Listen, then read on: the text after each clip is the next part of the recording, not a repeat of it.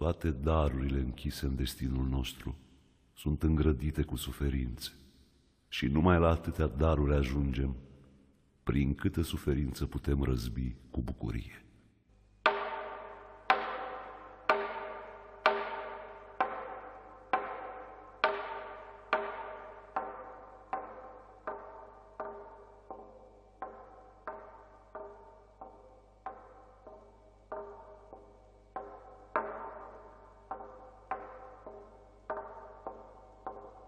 Părintele Arsenie Boca, omul durerilor. Scenariu de Ion Costin Manoliu. Regia artistică Nicolae Mărgineanu.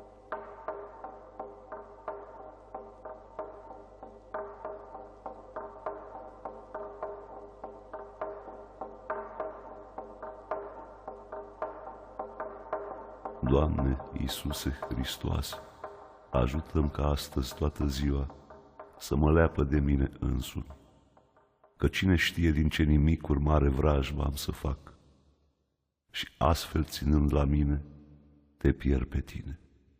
Doamne Iisuse Hristoase, ajută-mi ca rugăciunea preasfânt numelui Tău să-mi lucreze în minte mai repede ca fulgerul pe cer, ca nici umbra gândurilor rele să nu mă întunece, căci iată păcătuiesc în tot ceasul.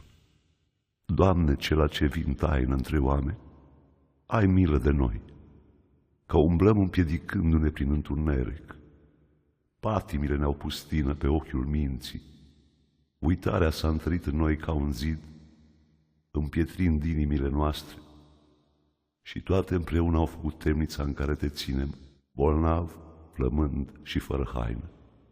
Și așa risipim în deșertăciune zilele noastre, umiliți și dosădiți până la pământ. Doamne, cela ce vin taină între oameni, ai milă de noi. Pune foc temniței în care te ținem. Aprinde dragostea ta în inimile noastre. Arde spinii patimilor și fă lumină sufletelor noastre. Doamne, cela ce vin taină între oameni, ai milă de noi. Vino și te sălășluiește într-un noi împreună cu Tatăl și cu Duhul, precum ai zis, că Duhul Tău cel Sfânt se roagă pentru noi cu suspine negrăite, când graiul și mintea noastră rămân pe jos, neputincioasă. Doamne, cela ce vin taină între oameni, ai milă de noi, că nu ne dăm seama ce nedesăvârșiți suntem, cât ești de aproape de sufletele noastre și cât te depărtăm prin micimile noastre, ci luminează lumina Ta peste noi, ca să vedem lumea prin ochii Tăi, să trăim în veac prin viața Ta, lumina și bucuria noastră.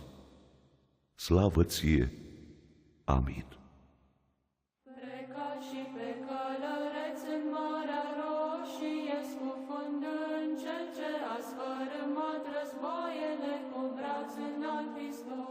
Maica stareță Olga Gologan? Da, domnule comisar, dar parcă ne cunoaștem. Ați mai fost la noi. Da, am fost, numai că am aflat că aici nu e o atmosferă sănătoasă. Domnule comisar, în luna martie, când ați fost la noi, la șezătoarea culturală pe care am organizat-o, mi-ați spus atunci că ați fost foarte impresionat de ordinea de aici și că acest sfânt locaș poartă pecetea celei mai desăvârșite vieți spiritualicești. Avem informații că aici e un cuib de legionari. Domnule comisar, mătușa mea Epiharia Moisescu, Dumnezeu să o odihnească, și eu și sora mea Maica Teodosia și celelalte maici și toți profesorii de aici, din timpul primului război și până acum, cu strădanii am ridicat aici la Bistrița orfelinatul, școala primară, seminarul teologic, liceul de 8 clase, liceul industrial, atelierele de covoare de artizanat și pictură, tot ce vedeți, ca prin lucrarea noastră să aducem slavă lui Dumnezeu. Noi tot ce facem e ca să dăm fetelor o educație armonioasă, ca să slujească fiecare după puterile și înzestrările sale pe Dumnezeu. Ce caută părintele Arsenie Boca la mănăstirea Bistrița? La noi la Bistrița și la Hurezi și în alte mănăstiri vâlcene, multe măicuțe sunt ucenicile părintelui Arsenie. Se înțelege. Apoi toate fetele de la mănăstire au auzit de harismele cuviosului și mi-au cerut să vină Ava Arsenie să le spovedească. și, mă rog, să le povățuiască către un drum în viață. Așa că anul trecut, țin minte perfect, chiar pe 10 noiembrie 44, am adresat în alt preasfințitului Nifon, mitropolitul Olteniei, o cerere de binecuvântare, pe care am primit-o în câteva zile. Apoi l-am rugat și pe înalt preasfințitul Nicolae al Ardealului să binecuvinteze și el venirea temporară a părintelui Arsenie Boca la mănăstirea Bistrița. A fost de acord și de atunci, din când în când, părintele cercetează obștea noastră pentru zidire sufletească.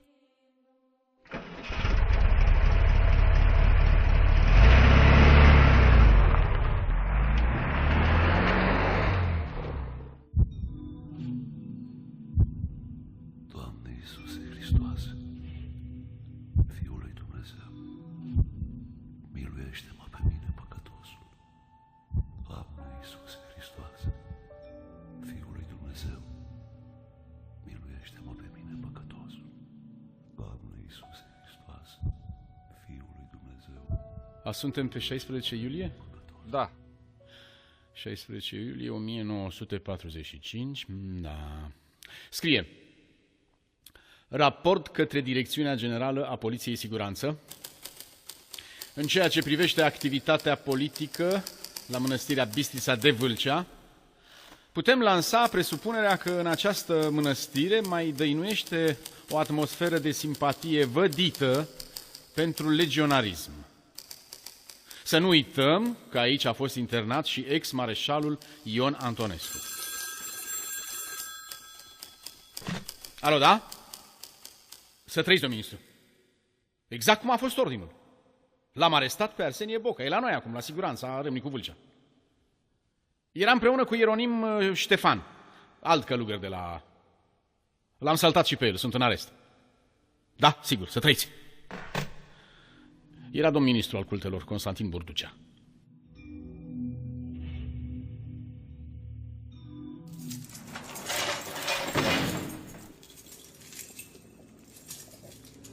Domnule comisar, ce am avut de spus, am spus. Ceea ce vreți să faceți, faceți mai degrabă. Da. Părinte, înțeleg care vă este poziția. Vreau să vă scrieți autobiografia. Aveți aici hârtie și stilou. Autobiografia.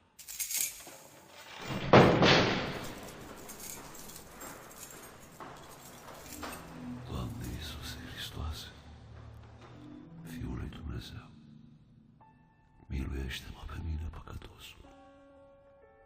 Doamne Iisuse Hristoase, Fiul lui Dumnezeu, miluiește-mă pe mine păcătosul. Doamne Iisuse Hristoase.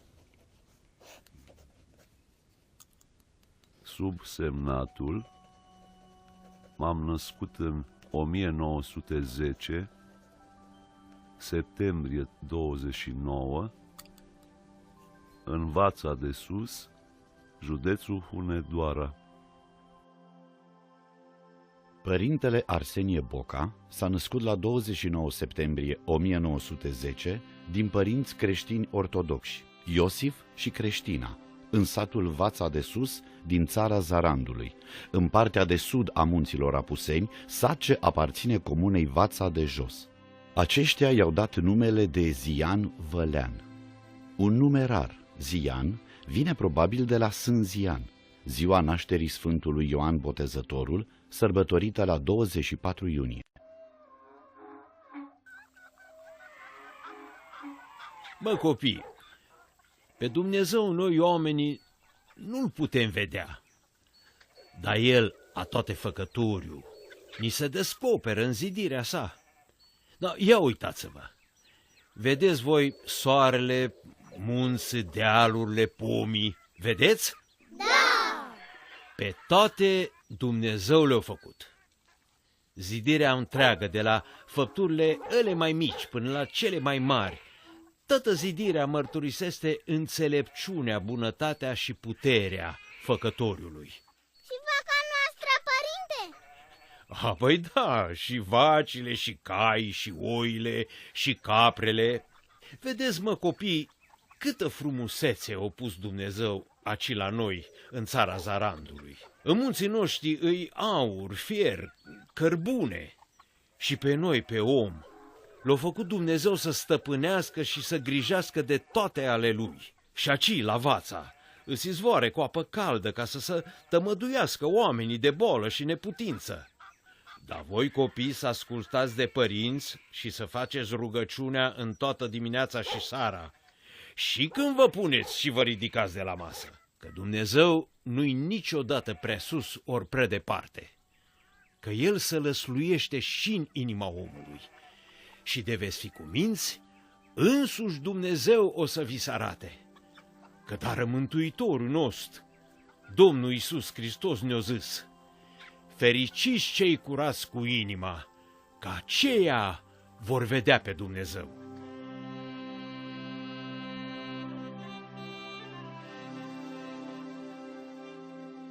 Iosif Boca, născut la Brad pe 24 februarie 1881, din părinții Petru și Teodora Boca, era pantofar. Creștina, născută la Vața de Sus pe 30 octombrie 1892, din părinții Gligor Popa și Pascuța Mariș, era casnică.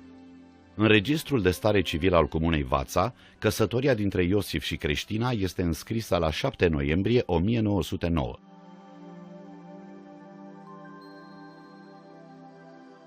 Iisus a ridicat căsătoria la rangul de taină.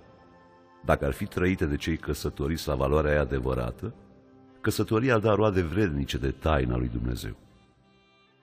Copii curați, neîncărcați de atâtea păcate pământești, mai străveziți spre Dumnezeu, în stare să lase toate pentru dragostea de Dumnezeu și Evanghelia sa.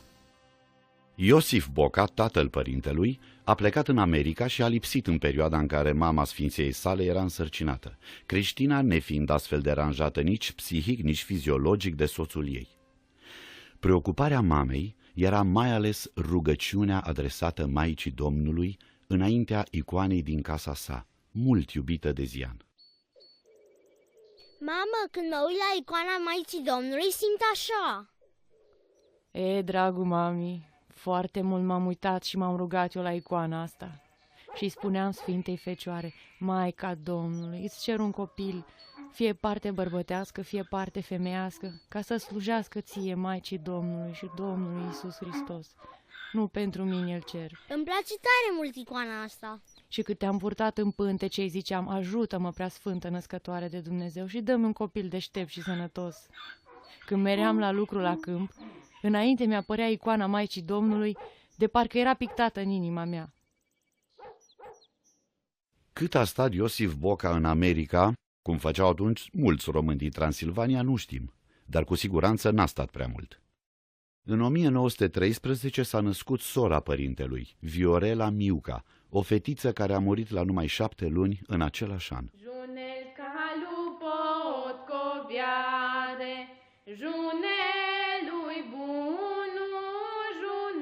Copilăria lui Zian se va fi desfășurat ca a tuturor copiilor de la țară din vremea aceea. Nu erau jucării, nu era radio, nu era televizor sau calculator.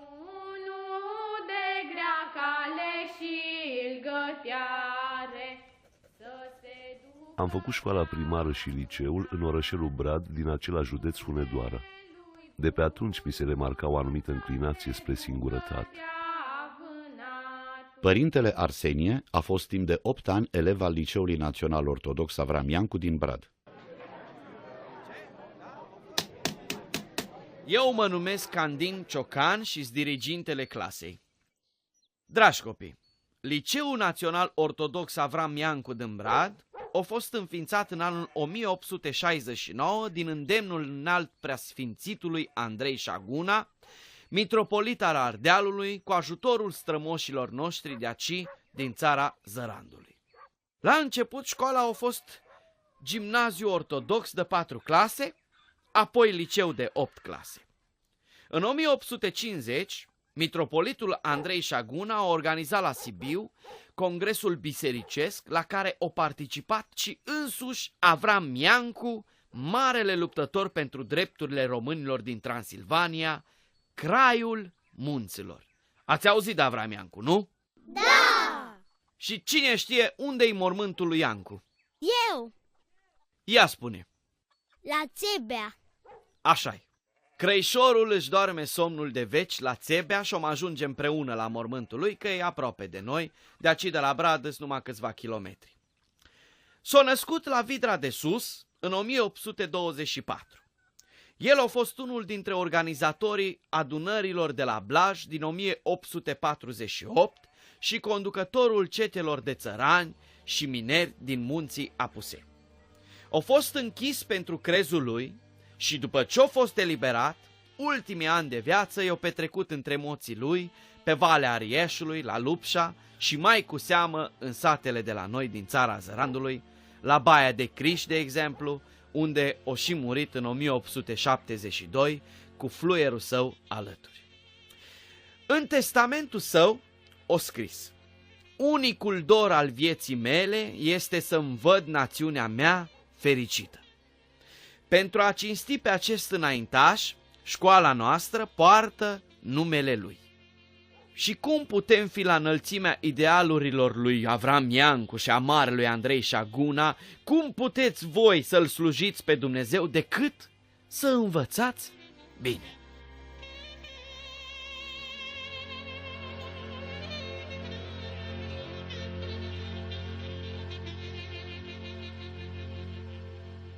De pe atunci mi se remarca o anumită înclinație spre singurătate și spre probleme de religie, chiar peste puterile mele de atunci. Așa, spre pildă, am o carte a lui Immanuel Kant, Religia în limitele rațiunii, iscălită Bocazian, clasa a 4-a de liceu.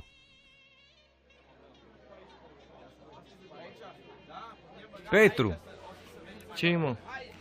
ia arată-mi ce ai scris în jurnal. Ce să scriu, mă? Că tu, colegul meu, Emil Borza, ești cam curios din fire. Da, zise Petru, bolduri cer fără cusur. Hai mă, Petru, arată-mi ce ai scris. Treaba mea. Ia, mă. Băi, Emile, dăm caietul. Dar ce ai ceva de ascuns? A, ia uite, ai scris despre Zian. Să nu-i spui, mă, că poate se supără. Ia, excepțional înzestrat, de o voință extraordinară, o memorie formidabilă, o putere de muncă și o tenacitate ieșite din comun. Gata, mă, Emile, dă-mi-l. De ce să se supere, mă, că ai scris adevărul? E tare, mă, Zian, față de noi. Totul îl interesează. Hai, dă-mă caietul. Zian Boca asimilează informații din toate domeniile cunoașterii. Exact, așa e, mă, cum ai scris. Nu degeaba ești poetul nostru. Hai, mă, Emil. Nici tu nu ești prost, mă, Petru. Dar vezi că n-ai scris că Zian știe cânta bine la flaut. Mereu copiază partituri pentru profesorul Gheorghe Pârvu. Vezi că vine Zian. Și apoi ce? Nu-i arăt. Ce ai numai pe aia, Ziane? Desene? Ia, am pictat ceva și mă duc să-i arăt profesorului Cărmendi. Da, tu te știi bine la desen și la pictură. Știți, desenând și pictând, mi s-a descoperit că omul nu e numai carne, sânge, oase, ci există și altceva. Inspirația nu ține de materie, de rațiune.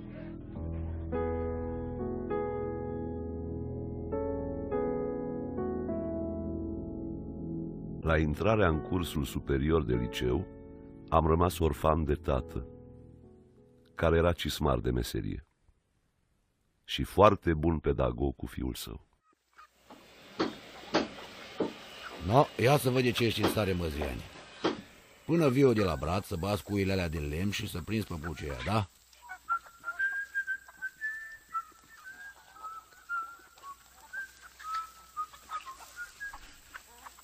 No, ia să văd eu ce ai făcut. Bă, mă, coptile, mă, ție ți-o arzi de joacă, mă? Eu m-am dus și m-am înturnat și tu ai chiar timpul? No, stai că-ți dau eu ție. Știu până astăzi că m-a bătut odată ca să nu mai pierd timpul, ceea ce am făgăduit cu lacrimi și n-am uitat până acum și de multe ori mi-a folosit în viață. Tatăl părintelui Arsenie, Iosif Boca, a trecut la Domnul pe 11 iunie 1926 și este înmormântat în cimitirul ortodox din Brad.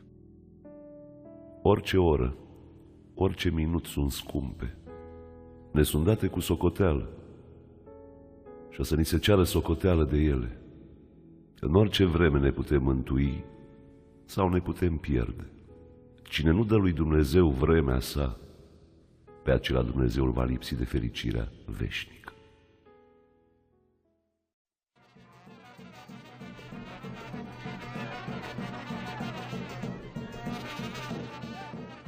Înainte de 1948, în fiecare an de 10 mai, care atunci era Ziua Națională a Regatului României, în piața centrală a fiecărui oraș se organiza o serbare publică, la care participau și elevii, mai ales promoția de absolvenți din acel an. Așa s-a întâmplat și în 1929 în orașul Brad, când tânărul Zian Boca a absolvit liceul Avram Iancu. Băi copii, băi, merem cu toții înapoi la școală, ne întâlnim în curtea școlii, da? Da, domn diriginte! Mă, Petru, să știi că îmi pare rău că terminăm liceul. Da. Dirigintele Candin Ciocan, așa cum a fost el, a vrut să facă treabă cu noi. Da? Ai hotărât ce vrei să faci mai departe? Mă duc ori la litere, ori la teologie. Aha. Dar mai degrabă la teologie, că poezii pot scrie oricum. Dar de preoți cred că e mai mare nevoie. Dar Zian nu are ce vrea să urmeze. Băi, el poate să facă orice, că e bun la toate materiile.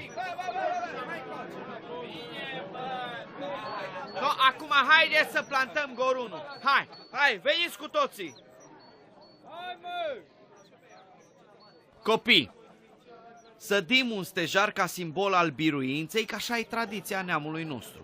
Să ne rugăm să prindă și să ne întâlnim aici în curtea liceului și peste 10 ani. No, voi și peste 50 de ani. Hai, Petru, ia puietul, că e groapa făcută. Nu Boldor, ci Boca Zian plantează pomul. Hai, Ziane. Doamne ajută!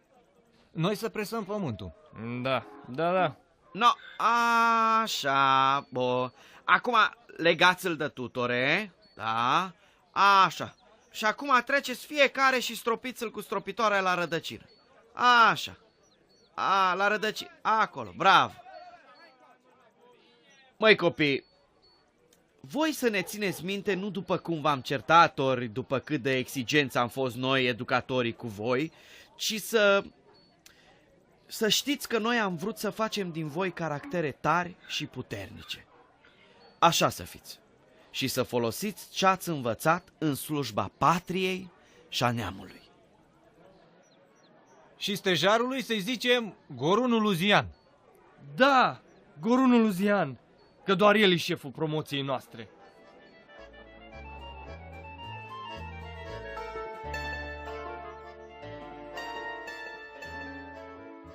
În cursul liceului mi-au plăcut foarte mult matematicile, fizica, religia, desenul și muzica.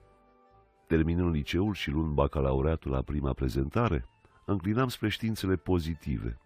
Dacă aș fi avut avere sau ar fi garantat tutorii pentru mine, intram la aviație la Cotroceni, ceea ce n-a fost, împiedicându-mă sărăcia. Drept aceea biruit înclinația contemplativă sau speculativă și în 1929 m-am înscris la Academia Teologică din Sibiu.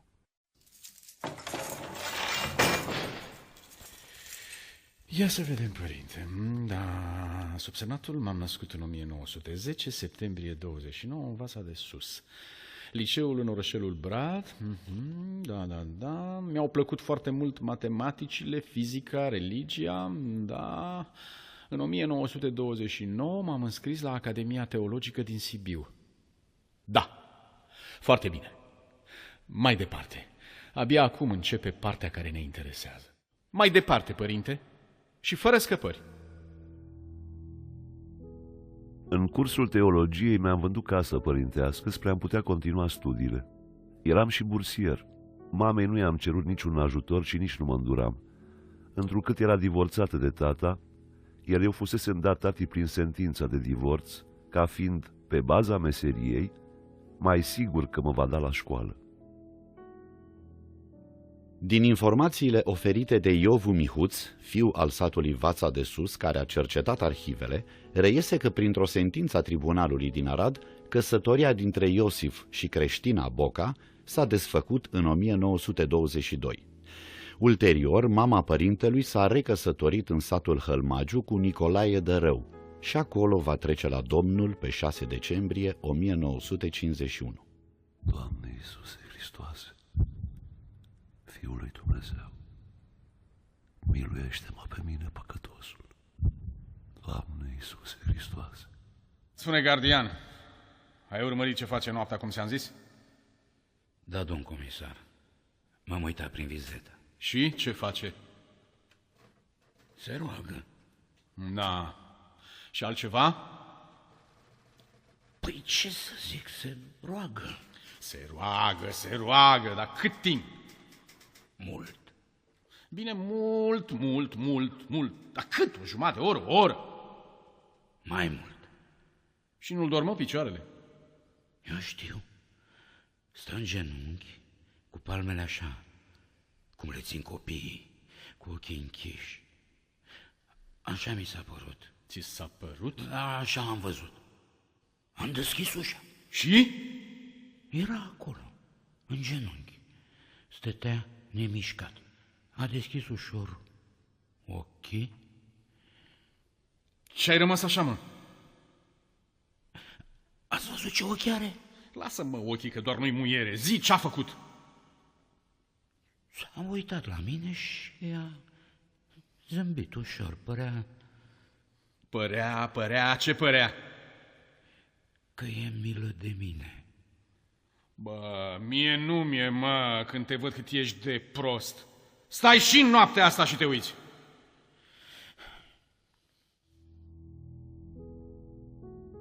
În timpul teologiei, mi se lămurea frumusețea chipului viețuirii călugărești și doream să mă instruiesc pe cât putea mai temeinic, cu deosebire în latura mistică a vieții.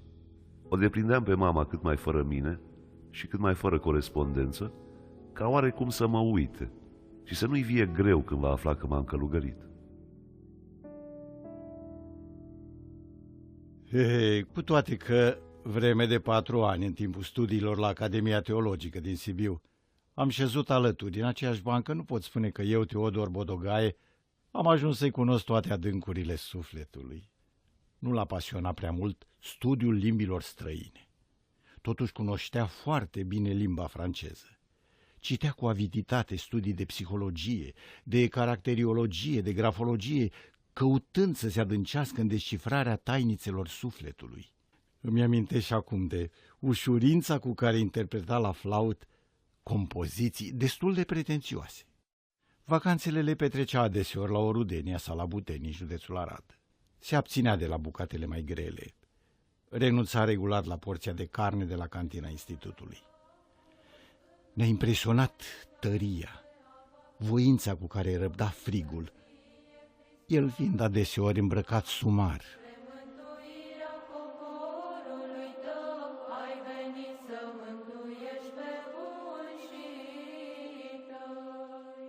De la plecarea din Brad, mi-am impus o anumită disciplină austeră.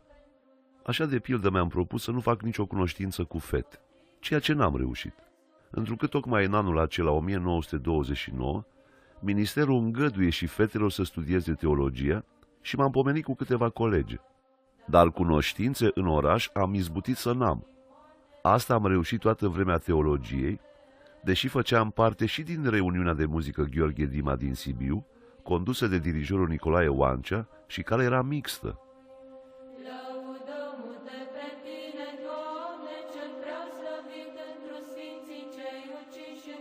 Dintre profesorii de teologie ai părintelui Arsenie, merită amintiți Nicolae Colan, care va fi ales episcop de Cluj și mai târziu mitropolit al Ardealului, de asemenea preotul Nicolae Terchilă, preotul Nicolae Neaga și părintele Dumitru Stăniloae.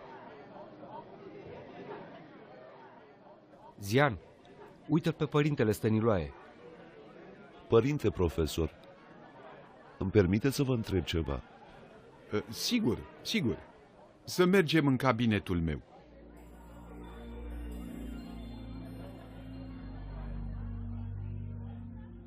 Dragii mei, spiritualitatea ortodoxă prezintă procesul înaintării creștinului pe drumul desăvârșirii în Hristos, prin curățirea de patimi și prin dobândirea virtuților. Ținta este unirea omului credincios cu Dumnezeu în Hristos.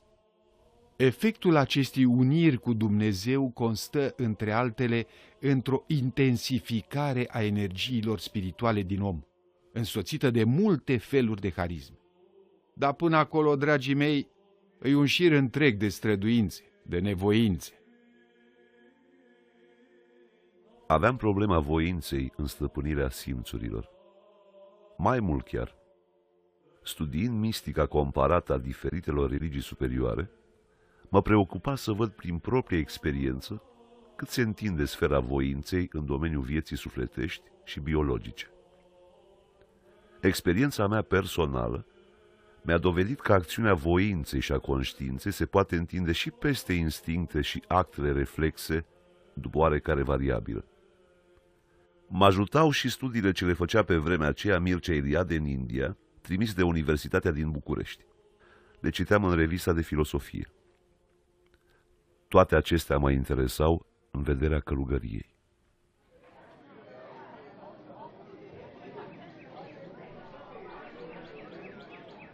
La ce te gândești, Zian? Cugetam la tânărul bogat care s-a apropiat de Mântuitorul, frământat de cea mai mare întrebare. Învățătorule bun, ce să fac ca să moștenesc viața cea veșnică? Mântuitorul îi întrerupe întrebare. De ce mă numești bun? Singur Dumnezeu e bun. Ca și când ar fi vrut să-i corecteze mai înainte părerea ce avea tânărul despre bunătate sau chiar despre bunătatea sa. Iar dacă vrei să intri în viață, păzește poruncile. Să nu curvești, să nu ucizi, să nu furi, să nu mărturisești strâmb. Cinstește pe tatăl tău și pe mama ta și să iubești pe aproapele tău ca pe tine însuți. Și tânărul mărturisește că pe toate acestea le-a păzit din tinerețe. Totuși tânărul acesta, deși împlinise poruncile, era nemulțumit de sine însuși. Vroia mai mult decât intrarea în viață, de pe urma împlinirii poruncilor. Și atunci Domnul Iisus i-a zis: dacă vrei să fii desăvârșit, du-te, vindeți averile, dă-le săracilor și vei avea comoră în cer. Și vino de-mi urmează mie. Vrei să fii desăvârșit? Împlinește sfaturile. Vindeți averile, dă-le săracilor și vei avea comoară în cer. Și vino de-mi urmează mie. Pe cuvântul acesta se întemeiază călugăria. Da, că monahii împlinesc mai mult decât poruncile. Ei făgăduiesc să împlinească sfaturile al sărăciei, al viețuirii curate și al urmării Mântuitorului, ascultători făcându-se lui Dumnezeu și povățuitorilor lor. Tânărul Zian Boca se remarcă repede între colegii săi, prin seriozitate și aptitudini deosebite, printr-o viață ascetică și trăire religioasă, care îi vor atrage numele de Sfântul, dar nu în ironie, ci bazat pe virtuțile și capacitățile sale. În perioada studiilor la Academia Teologică din Sibiu, mă abțineam de la voia în oraș. N-am dansat și n-am învățat lucrul acesta. Îmi dase tata grija asta și mai cu deosebire când eram teolog nu puteam închipui să fac așa ceva. De viața altora, din afara zidurilor facultății de teologie, am fost în cea mai perfectă indiferență și necunoștință. La teologia din Sibiu, Zian Boca a fost în anii 3 și 4 infirmierul teologiei și a beneficiat de o cameră separată cu un mic grup sanitar în hol. Aici se ocupa de pictură și desen și putea studia în liniște. Toate preocupările mele erau și sunt până astăzi interioare, nu exterioare. Vorbirea mea a fost urâtă de când mă știu. Chiar numele călugăresc l-am ales pentru că Ava Arsenie își alesese nevoința tăcerii, prin care s-a desăvârșit interior. Teza de licență în Academia Teologică rezuma strădanile mele spre acea desăvârșire interioară a omului și purta titlul Încercări asupra vieții duhovnicești. am terminat teologia în 1933. În vacanțe mă ocupam cu pictura. Pictura mi-a lungit școala, căci aflând mitropolitul Nicolae Bălan că am talentul acesta, m-a trimis la Academia de Arte Frumoase din București, pe care am terminat-o în 5 ani. Profesori principali aveam pe domnii Francisc Șirato, Costin Petrescu și Francisc Rainer, ultimul de la Facultatea de Medicină. Profesorul Costin Petrescu i-a încredințat pictarea scenei cu Mihai Viteazu de la Ateneul Român. La București a audiat și cursurile de mistică creștină ale profesorului Nichifor Crainic. Vremea în București am petrecut-o nelipsind de la școală niciodată. Bolnav încă n-am fost, ca să lipsesc din pricina asta. Lucram la atelier foarte mult. Primăvara mergeam de la 5 dimineața și mă întorceam la internatul Radu Vodă, unde locuiam, seara la cină. 3 ani am stat la internat, ca să fie o garanție pentru mine că nu mă ocup cu nicio pierdere de vreme. Ascultă. De la postul de jandarm Sâmbăta de Sus avem următoarea notă informativă din vara lui 1943. Preotul Arsenie Boca este un înfocat legionar și credem că face parte chiar din conducerea clandestină legionară, însă este foarte greu de prins, fiind chiar sub scutul înalt preasfințitului Nicolae Bălan, mitropolitul Ardealului. Poporul vine în număr foarte mare la mănăstire și îl cinstește ca pe un sfânt. În aceste condiții, serviciul secret al jandarmeriei a trecut imediat la urmărirea informativă a preotului călugăr Arsenie Boca. 1. Se supraveghează ce persoane legionare iau contact cu el la mănăstire. Se urmărește ce fac aceștia la mănăstire, scopul venirii. Se notează cât stă fiecare. Vor fi urmăriți dacă stau numai la mănăstire sau urcă și în munți și revin la mănăstire. 2. Metoda de lucru. Vizitator la mănăstire și excursie.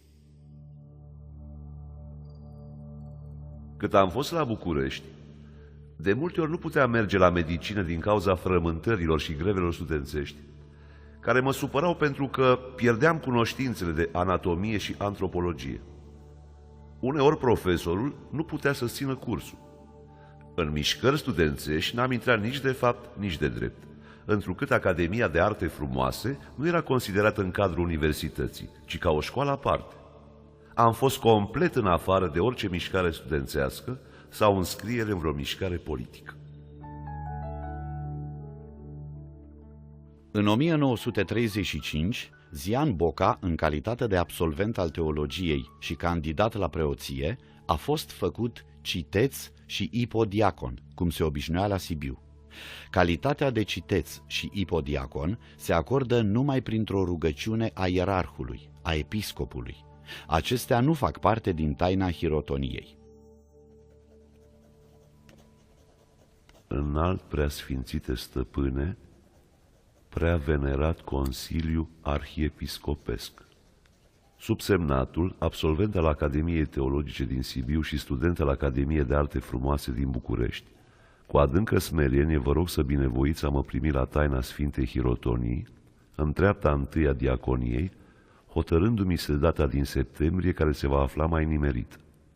În credința rezolvării favorabile, aștept anunțarea datei hotărâte. Cu fiască supunere, Zian Boca. Înainte de hirotonie, toți candidații sunt îndatorați să se mărturisească la duhovnicul rânduit pentru aceasta, care dă o dovadă de mărturisire și de vrednicie. Dovada de mărturisire i-a dat-o lui Zian Boca părintele Mihail Neagu. La 11 septembrie 1936 a fost hirotonit diacon celib pe seama Catedralei Mitropolitane din Sibiu. Ascultă, cât timp a fost urmărit în 1943, n-au apărut informații care să denote vreo activitate politică sau vreo legătură clară cu legionarii. Nimic, domnule comisar. La mănăstire vin oameni cu necazuri, cu probleme de familie, numai chestii de genul ăsta.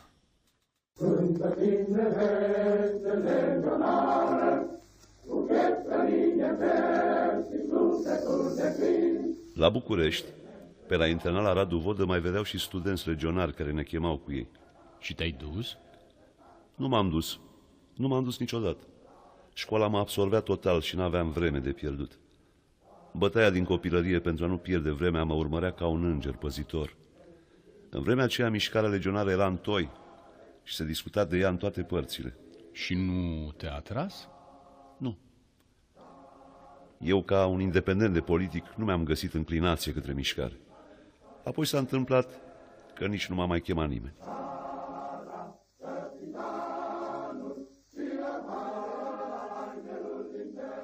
Singura mea participare a fost asta, domnule comisar. Când se întorceau din Spania morți Ion Moța și Vasile Marin, am ieșit cu câțiva colegi pe calea Griviței, pe unde trecea convoiul de la gara de nord spre calea Victoriei. Academia de Arte Frumoase e pe calea Griviței. Deci am privit o parte din convoi și pe cei 2 morți. Atâta tot? Atâta tot, domnule comisar. Altfel, colegi la școală am avut de toate soiurile și neamurile. Aveam între alții profesor pe unul Vulpescu. Ăsta nu era comunist?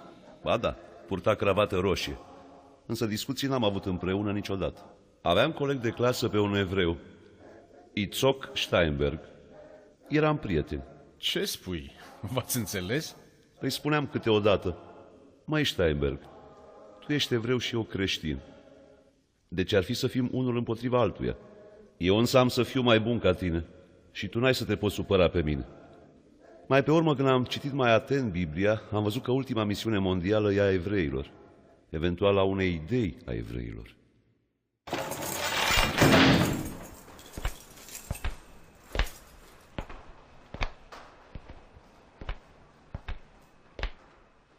Ei? L-ai urmărit azi noapte? Da. Și? Se ruga. Asta mi-ai zis și ieri. Am văzut așa o lumină. Unde? În jurul părintelui și am intrat în celulă să văd ce-i. Și? Nu mai era. Cum? Nu mai era în celulă. Cine? Părintele, m-am uitat bine, nu mai era. Și tu ce ai făcut? M-am speriat, am ieșit afară, am închis ușa, apoi m-am uitat iar prin vizor și a apăruse. Era acolo și se ruga. Bă, tu vorbești serios?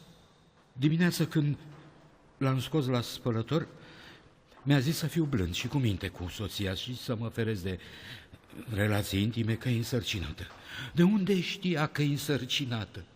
Eu vă rog mult, domn comisar, vă rog mult, nu mă mai puneți pe mine.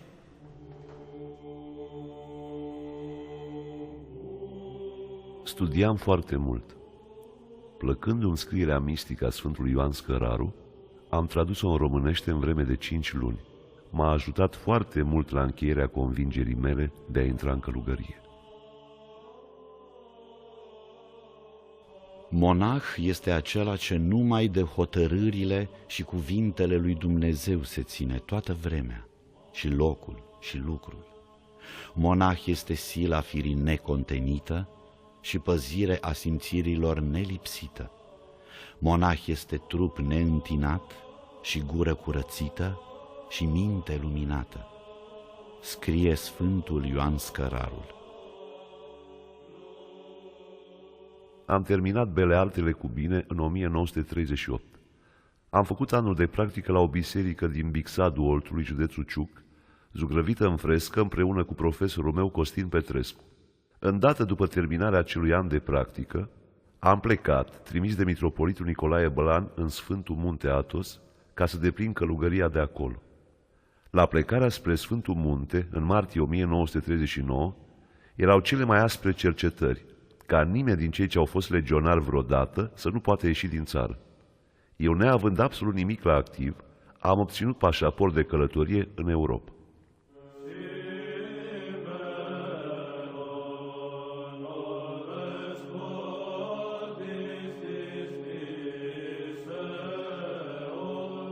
La Athos, părintele Arsenie s-a rugat stăruitor Domnului Hristos să-i scoată în cale un duhovnic mare și iscusit care să-l inițieze în tainele duhovniciei.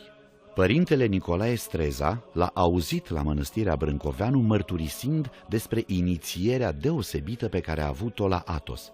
Și se știe că părintele nu făcea cu ușurință mărturisiri despre tainele vieții lui. După ce a văzut că rugăciunea lui către Mântuitorul pare a nu fi ascultată, s-a rugat Maicii Domnului cu multă stăruință și lacrimi ca să ceară de la Domnul Hristos să-i împlinească dorința. După un timp, i s-a arătat Maica Domnului, care l-a luat de mână și l-a dus sus într-un vârf înalt din Athos și acolo l-a dat pe mâna unui duhovnic care trăise cu 200 de ani mai înainte. Acesta i-a descoperit multe taine ale duhovniciei și ar fi primit, prin lucrarea Duhului Sfânt, darul înainte vederii, pe care l-a folosit uneori după ce a devenit duhovnic la mănăstirea Brâncoveanu.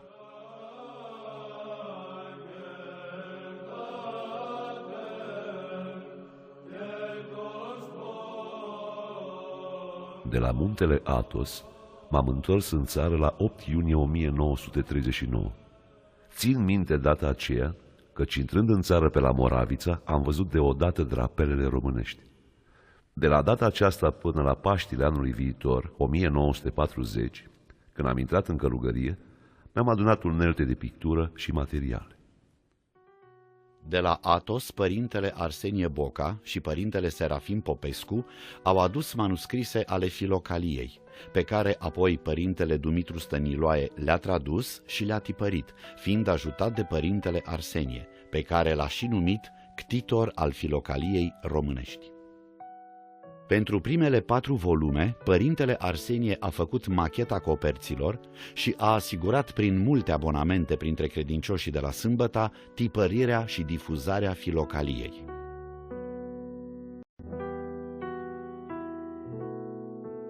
În toamna lui 1939 am învățat la Chișinău cu niște meșteri ruși poleitura cu aur, cicanca și alte lucruri trebuitoare unui atelier de pictură.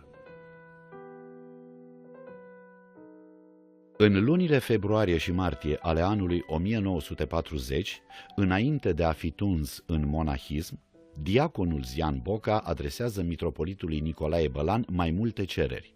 Din această corespondență cu mitropolitul Nicolae se desprind următoarele. Cere aprobarea să deschidă un atelier de pictură bisericească la mănăstirea Brâncoveanu. Vrea să picteze 2 icoane mari pentru aula Academiei Teologice, reprezentând pe Iisus și Maica Domnului, drept recunoștință pentru pregătirea obținută aici. Tot din aceste cereri reiese că părintele Arsenie, pe atunci diacon, locuia în clădirea Academiei Teologice.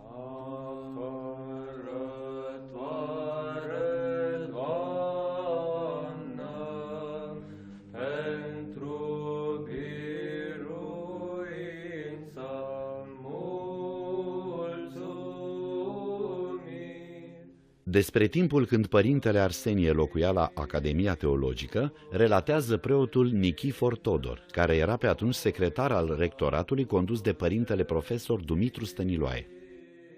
De la Athos, diaconul Zian Boca s-a întors iarăși la centrul mitropolitan din Sibiu.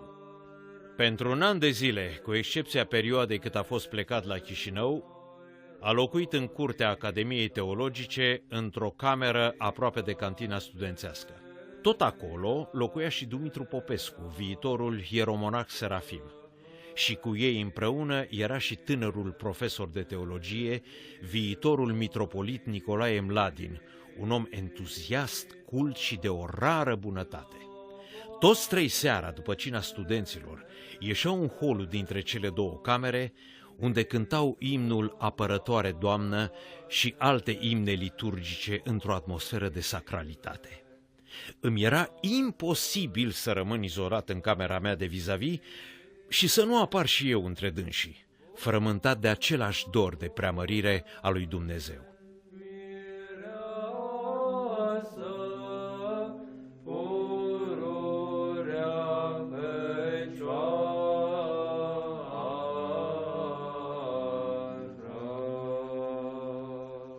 Înalt, preasfințite stăpâne, subsemnatul diacon, dorindu-mă după petrecerea călugărească a vieții, ceea ce am și primit canon de la duhovnic, cu smerită metanie vă rog a-mi da binecuvântarea schimbării numelui și a tunsorii monahale în chipul schimei mici, dinpreună cu toate îndrumările legate de aceasta. Cu smerită metanie vă sărut sfânta dreaptă, prea plecat diacon Boca Zian. înalt preasfinției sale Nicolae, arhiepiscop și mitropolit. Sibiu, 9 martie 1940. Binecuvintează, suflete al meu pre Domnul, binecuvântat ești, Doamne. Binecuvintează, suflete al meu pre Domnul, și toate cele din lăuntrul meu, numele cel sfânt al Lui. 3 mai 1940. Mișcătoare și emoționantă a fost tunderea în monahism a unuia din mulții și luminații absolvenți ai Academiei Andreiane, părintele diacon Zian Boca, diplomat al Școalei de Bele Arte din București.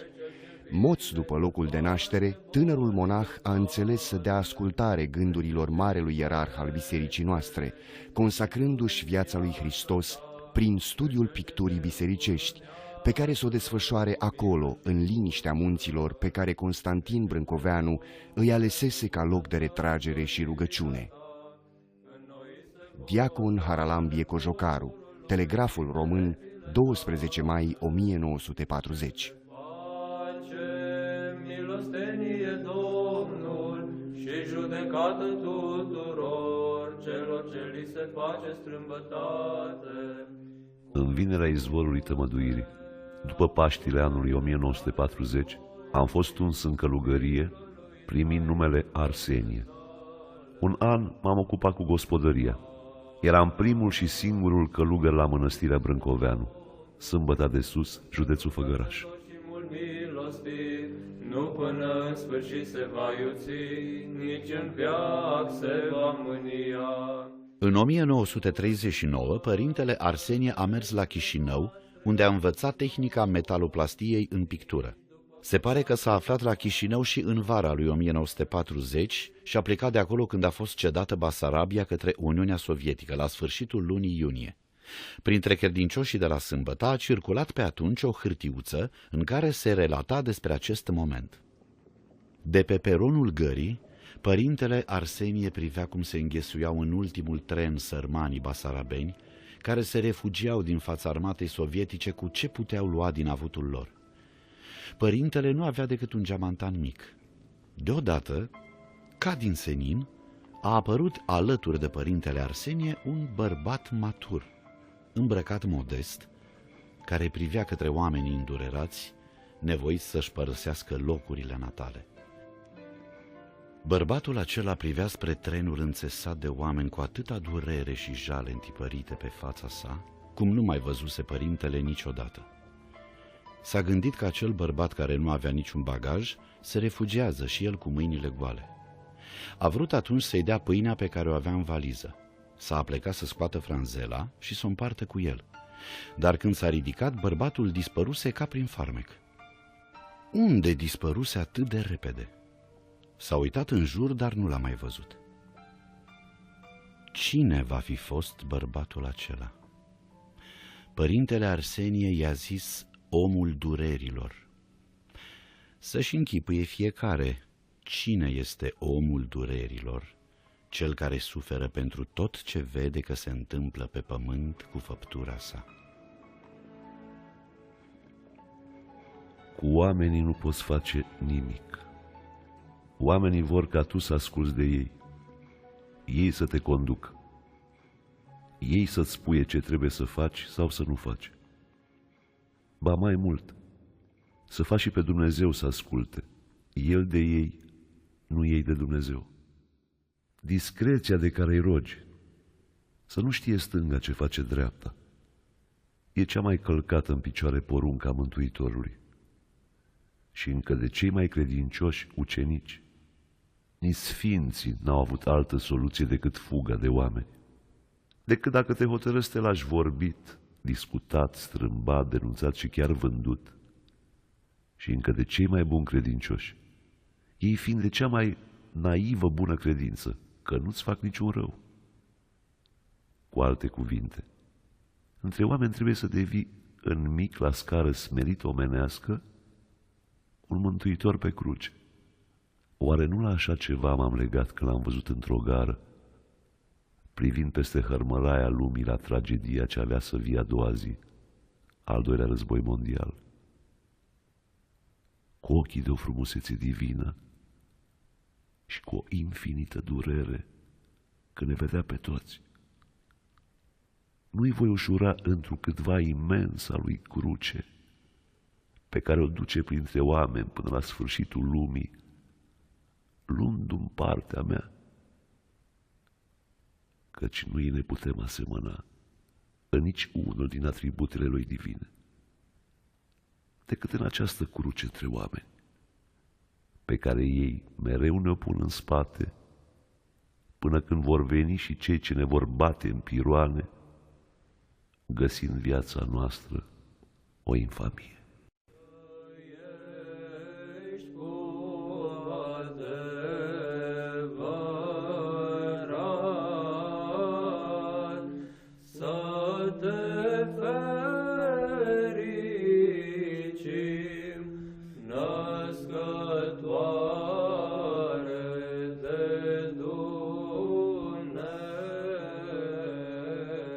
Un an m-am ocupat cu gospodăria. De pictură nu mai îmi rămânea vreme. Al doilea an la fel, până m-am luat de grijă că am învățat pictura degeaba. În acest timp ne veneau oameni cu durerile lor. Mai intrase în călugărie părintele Serafim Popescu. L-am rugat pe el să primească preoția, eu simțindu-mă nevrednic. A primit-o. Așa au început slujbele la mănăstire, după puteri. Într-o iarnă, probabil prin 1941, ne trezim cu o avalanșă de oameni de toate vârstele și treptele, năpădindu-mă să stau de vorbă cu ei despre necazurile lor. Părinte, mi-a murit copilul călcat de tren. Știi de ce l-a ucis trenul? Pentru că l-a iubit mai mult pe copil decât pe Dumnezeu și Maica Domnului. Părinte-s bolnav de plămâni. Să mănânci câte o linguriță de hrean plămădit cu miere și să te rogi din toată inima lui Dumnezeu. Cel ce a făcut cerul și pământul e în stare să lipească o piele ruptă. Al meu ridică mâna la mine, părinte. Tu, femeie, să nu plângi că te bate bărbatul. 4 copii ai lepădat și acești copii își blestemă părinții, pentru că sunt la întuneric. Mergi să te spovedești și spui tot ce ai făcut. Și faci tot canonul pe care ți-l dă preotul. Uite, iei cartea asta și o citești și te împaci cu bărbatul tău. Faci milostenie către familiile cu copii mulți și cât trăiești, îl rogi pe Dumnezeu să te ierte. Să te fericim, născătoare de Dumnezeu.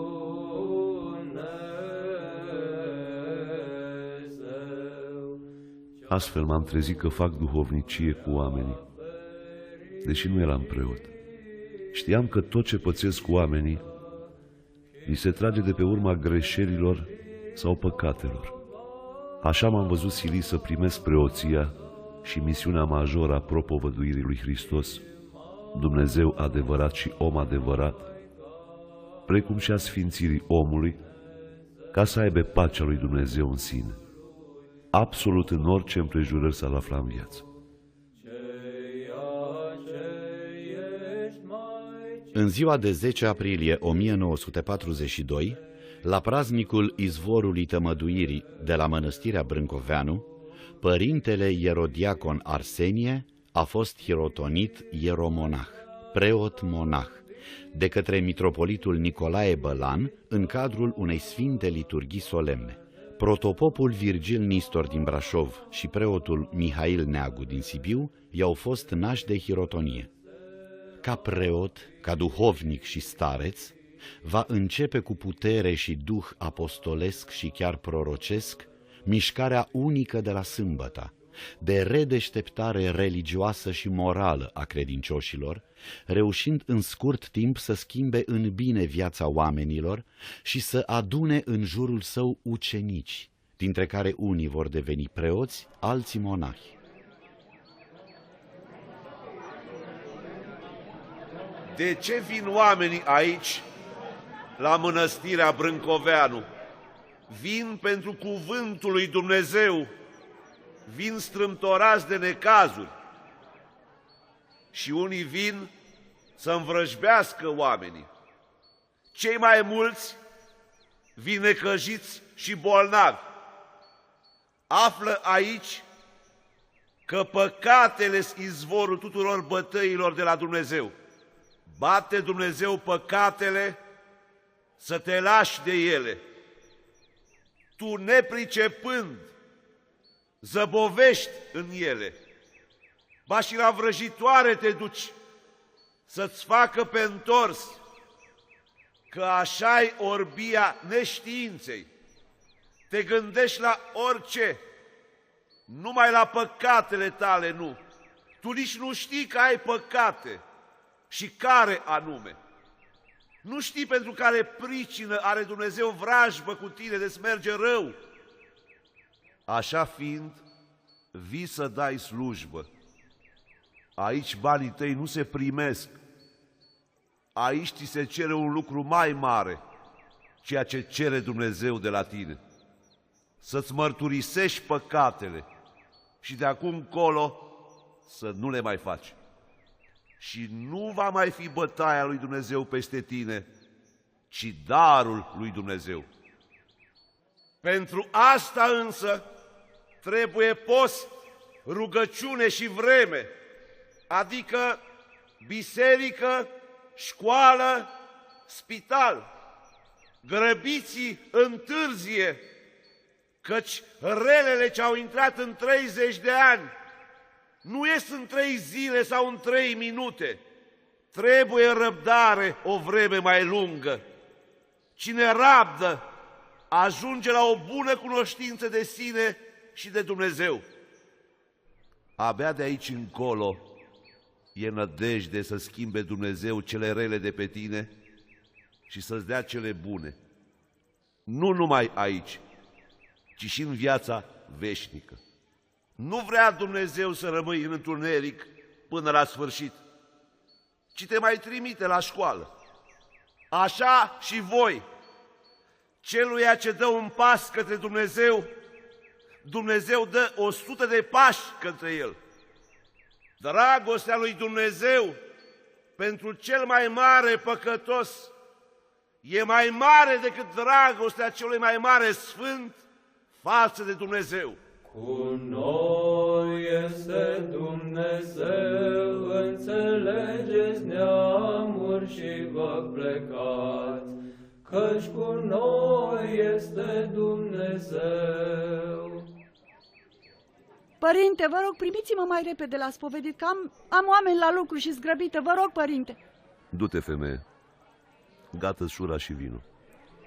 Cu omul care se grăbește, eu nu mă grăbesc. Părinte, nu știu ce să mă fac, nu pot să mă căsătoresc. Mă, ia amintește ce ai făgăduit lui Dumnezeu când ai fost mic. Da, i-am făgăduit că mă voi face călugăr. S-a apucat fiul de băut și nu-l mai pot opri. Tu vii și te plângi că fiul tău e bețiv, dar când a zămislit copilul, soțul tău era beat. Părinte, fata asta mea are 13 ani și e o logă. O puneți, uite, aici lângă altar, pe un scaun. Și timp de o săptămână să fie aici la Sfânta Liturghie și la celelalte slujbe. Crezi în Iisus Hristos, în Dumnezeu Tatăl și în Maica Domnului? Cred din toată inima. Și voi, părinții, credeți în Iisus Hristos, în Dumnezeu Tatăl și în Maica Domnului? Da, credem. Credem, părinte, credem. Credem. Dacă tu crezi, scoală-te și mergi.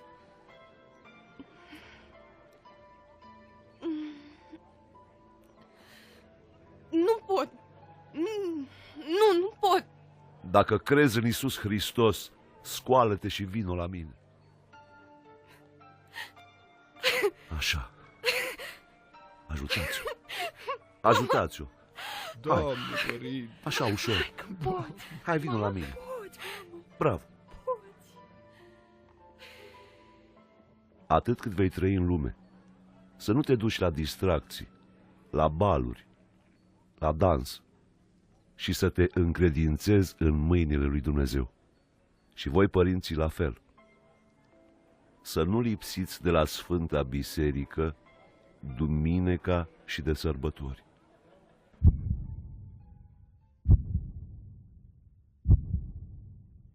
Doamne Iisuse Hristoase, Fiul lui Dumnezeu, miluiește-mă pe mine păcătosul. Doamne Iisuse Hristoase, Fiul lui Dumnezeu, miluiește-mă pe mine păcătosul. Doamne Iisuse Hristoase, Fiul lui Dumnezeu. I-am învățat să fie curați față de oameni și față de Dumnezeu. Să dea cezarului ce al cezarului, ascultare cetățenească, dajdie, și lui Dumnezeu ce e al lui Dumnezeu. Cuget curat, suflet purificat și trup curățit de patimi. Despre această învățătură, martori îmi sunt toți cei ce au ascultat povețele cele după Dumnezeu pe care li le-am dat.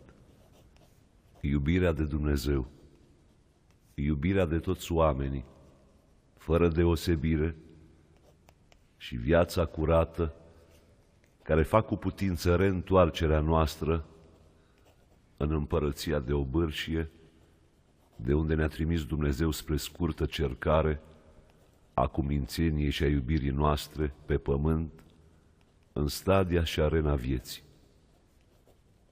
Asta mi este toată misiunea și rostul pe pământ, pentru care m-am zestrat cu daruri, deși eu sunt nevrednic.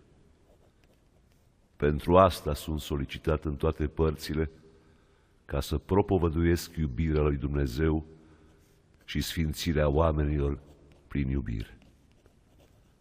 De alte gânduri și rosturi sunt străin. Ieromonahul Arsenie, râmnicul Vâlcii, 17 iulie 1945.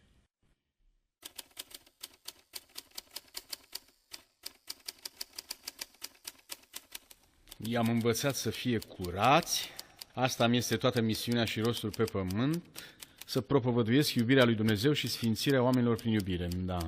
Ce o fi venit și ministrului Burducea să dea ordinul ăsta? Asta așa, ca între preoți. Nu l-am găsit vinovat cu nimic, nicio probă. Îl trimit la București să se descurce ei cu părintele Arsenie. Eu m-am spălat pe mâini. Treaba lor. Scrie: venirea călugărului Arsenie Boca prin aceste locuri, la mănăstirile Bistrița și Hurezi, ar putea fi pusă în legătură cu vreo activitate politică subversivă, deși acest lucru nu poate fi dovedit cu probe materiale. Adevărat este că susnumitul era dezvizitat de mult tineret, studenți, studente și tineri ofițeri la mănăstirea Sâmbăta.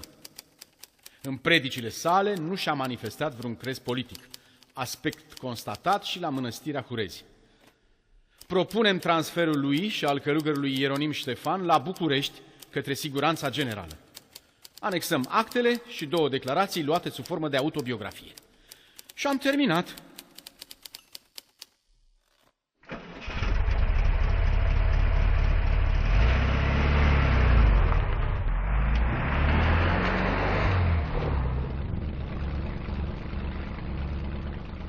Părinte Arsenie, oare unde ne duc? Doar le-am scris negru pe alb în autobiografie, le-am zis că am fost chemat să mă alătur legionarilor, dar n-am dorit să mă implic în politică. Și am ales viața călugărească la mănăstire, ca să-L slujesc numai pe Dumnezeu. Poate tocmai de aceea ești acum aici. În lumea asta nu poți să crezi în Iisus fără să fii pedepsit. Dacă n-am suferit, nu i-am înțelege pe cei care suferă.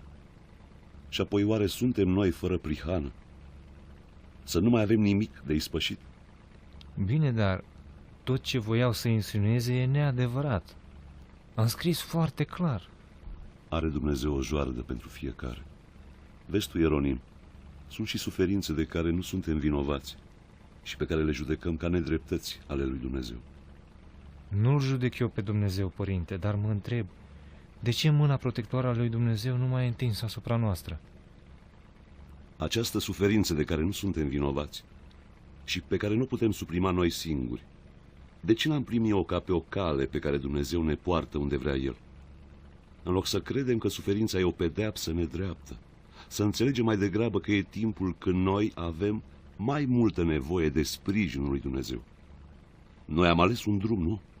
Da, părinte. Încercările sunt trimise în cale ca să ne conducă la scopul căutat. Suferința e un ocol în drumul pe care noi l-am ales. Vezi tu, măi, Ieronim, răbdarea răului sau umilința, în credința lui Dumnezeu, este cea mai uriașă putere asupra răului în lumea aceasta. Să aștepți să vezi gândul lui Dumnezeu înseamnă să știi să suferi și să faci din suferință un învățător. Ce spune psalmistul în Psalmul 33? Multe sunt necazurile drepților și din toate acestea îi va izbăvi pe ei Dumnezeu. Când ai conștiința curată, să nu te temi de nimic. Dragostea în Duhul lui Hristos nu pierde niciodată.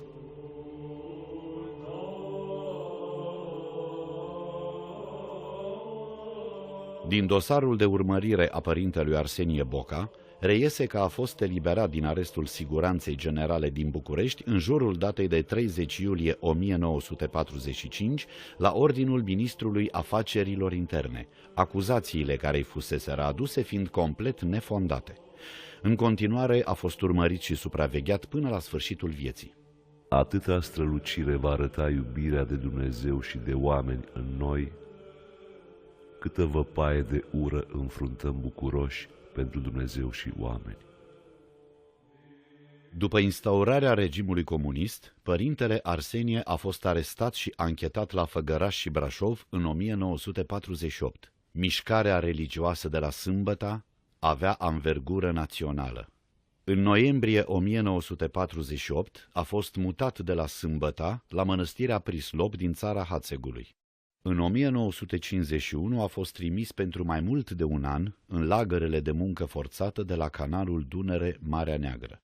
În noiembrie 1955 a fost iar reținut și anchetat la Timișoara, Jilava și Oradea, fiind eliberat în aprilie 1956. În 1959, printr-o decizie a autorităților comuniste, episcopia Aradului l-a scos abuziv din mănăstire și i s-a interzis să mai slujească la altar. A fost apoi angajat ca pictor la atelierele Patriarhiei de la Schitul Maicilor din București. Din 1968, timp de 15 ani, a pictat biserica din satul Drăgănescu, din apropierea Bucureștilor. Mii și mii de oameni l-au căutat mereu pentru sfat și îndrumare. Aceasta e rațiunea ascunsă a providenței. Toată lumea să se ciocnească de Isus. Dintre miile de preoți și călugări care au fost întemnițați sau scoși din monahism, numai părintelui Arsenie Boca nu i s-a mai permis să se întoarcă în mănăstire și să slujească la altar, deși n-a avut vreo implicare politică. Singura politică a sfinției sale a fost în slujba lui Dumnezeu pentru reîncreștinarea poporului. Dar pe slujbașii lui Antichrist, tocmai această politică de reîncreștinare a poporului i-a nemulțumit.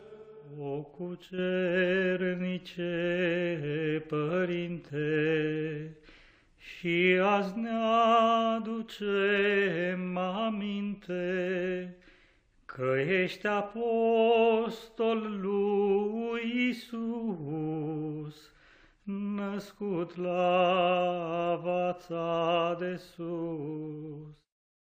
A trecut la Domnul pe 28 noiembrie 1989, la Sinaia, unde avea un mic atelier într-o casă unde câteva maici de la Prislop amenajaseră un așezământ monahal. A fost înmormântat pe 4 decembrie 1989 la mănăstirea Prislop. După 1990 au apărut mai multe cărți sub semnătura părintelui Arsenie Boca, cele mai importante fiind Cărarea împărăției și Cuvinte vii. Mormântul său de la Prislop este astăzi loc de pelerinaj. Mii și mii de oameni îl cinstesc ca pe un sfânt. Născut în casa din deal, ți-au pus numele Zian, plecat din satul tău natal, azi ești Sfântul din Ardeal. Când ajungem la cunoștința ceea ce suntem de fapt, că avem o înrudire cu Dumnezeu, că locuiește chiar în structura noastră spirituală, că suntem în pragul liberei alegeri a unei concepții de viață, de care să ne ținem chiar de n-o fi pe placul lumii, atunci Dumnezeu aprinde candela și luminează toată viața noastră cu concepția creștină despre lume și viață.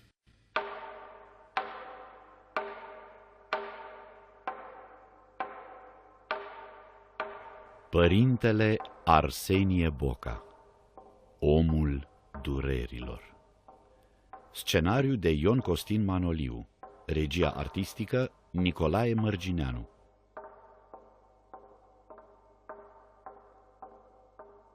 Părintele Arsenie Boca, Mihai Bica. Povestitorul Dorin Andone.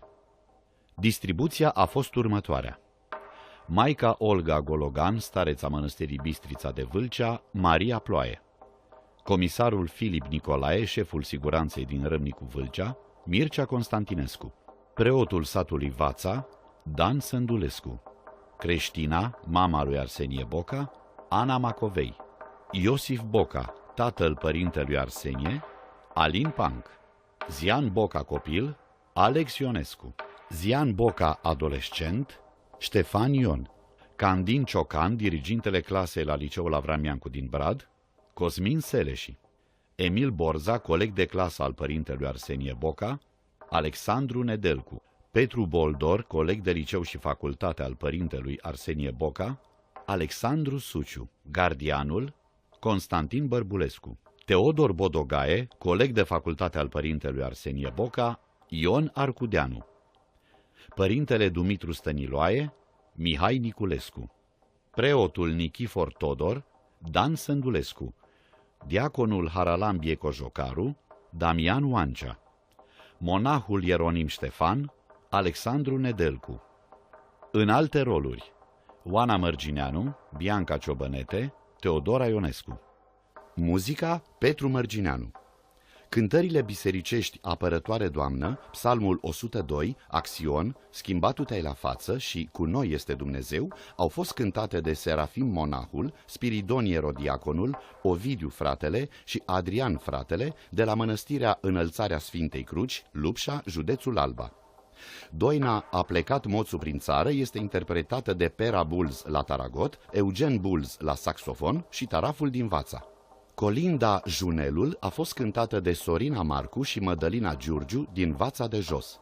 Joltarul de la Vața, In Memoriam Arsenie Boca, e interpretat de Stelică Muscalu. Versurile Marina Vuzdugan. Transcripția muzicală Petru Boloț. Joltarul e o cântare care se cântă la înmormântări. Pentru informațiile și ajutorul dat la realizarea acestui spectacol document, recunoștința noastră față de preotul Nicolae Streza, ucenic al părintelui Arsenie din 1942.